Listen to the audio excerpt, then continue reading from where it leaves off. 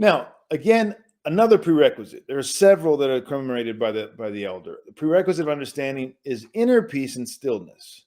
And let me just say a word about this before we explain it. There is in the Orthodox Church, as you should know, the heart of the Orthodox Church is the hesychastic life, right? The hesychasm.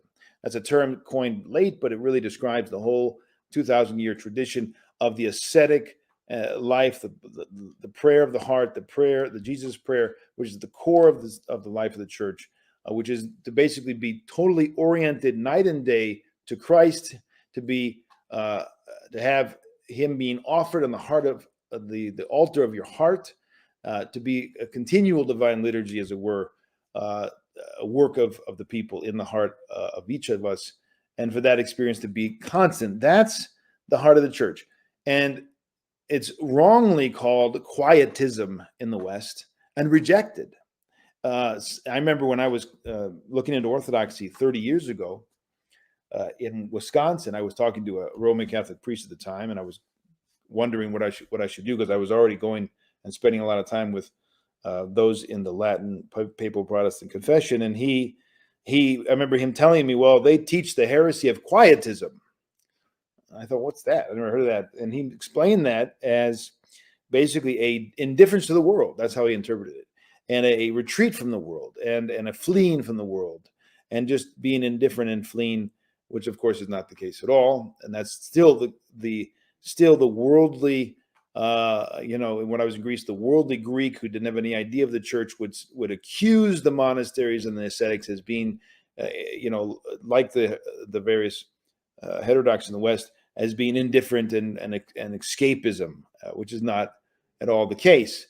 And so some who don't understand hesychastic life and the prayer of the heart and all the rest, and the center of the church being this ascetic life, they might understand what we're going to say here in that context, some kind of quietism. It's not at all the case. We're talking about the presuppositions for entering into the Spirit of God and properly understanding the Scriptures.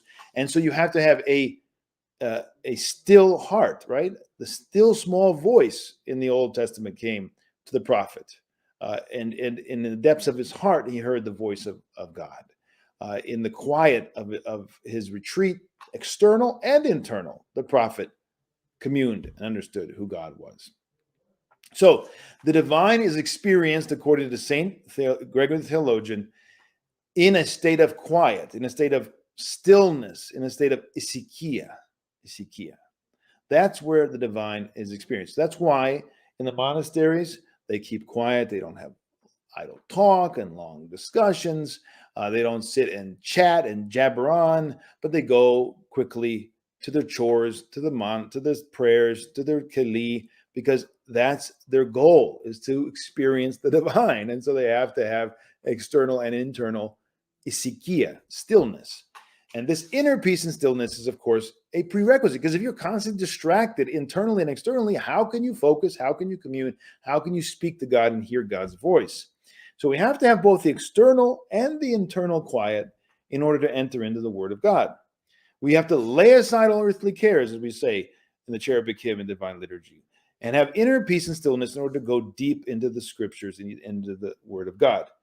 And so, yes, that might seem immediately as impossible for some of us who are enmeshed in so many distractions and so many activities, and yet it's not impossible. We have to make room for it. That's the problem. We don't properly make room for it. We don't say, good night, I'm going now because I want to get up very early in the morning and I want to pray in stillness in my room before the holy icons, right? We don't say that. We say, it's still 11, I have more time. It's still 11:30, maybe I'll go to bed at 12, I'll go to bed. And then we're tired and all of us, we're all guilty, because there's always something to do. There's always somebody to talk to. There's always something else we can add to our day, right? But it's going to cut off our opportunity to hear and to go deep into the communion with God, the divine. The elder says, reading our minds, he says, we will not stop reading the Word of God even when we have turmoil. We're not going to then turn away and say, well, I give up. but we need to gain our peace in order to delve into the deep things of God. So you will continue even in the midst of life, in the morning with your kids or whoever it is, and you're going to read the scriptures. You're going to read them in the evening. You're going to do whatever you have to do, but you need to make room. And in this study of the book of Revelation, this is also the case. We need to make room for peace and quiet so that we can go deeper and truly hear the word of God.